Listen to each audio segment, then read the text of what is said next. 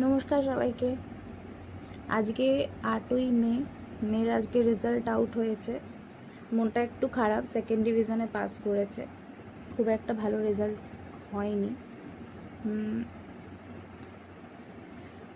জানি না, এবার মনটা সেই থেকে খুব খারাপ, তাই খুব একটা ব্লগ দিতে পারছি না।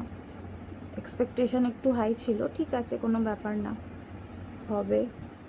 কিন্তু এই আশ্বাসটা দিয়েই নিজের মনকে এখন শান্ত করছি। একটু মনটা খারাপ।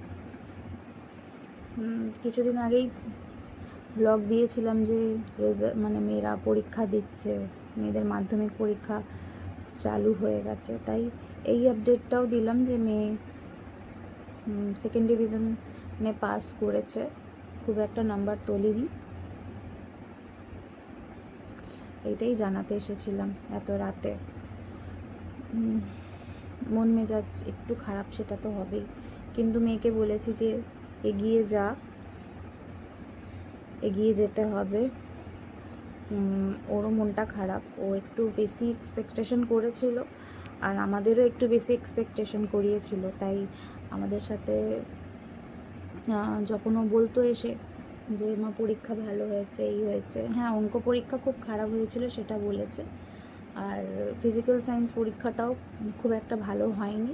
বাকি সব এইবারে কোয়েশ্চেন অনেক টাফ করেছিল, সেসব কথা বাদ দিলাম। যে নাম্বার তোলার সে তো তুলবেই, ভালো খারাপ কিন্তু কিছু করার নেই, হয়ে গেছে যেটা হয়ে গেছে।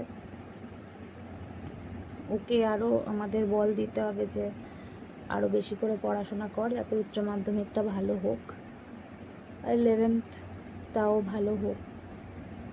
তাহলে চলুন, আজকের মতো এই আপডেটটাই দিয়ে রাখলাম।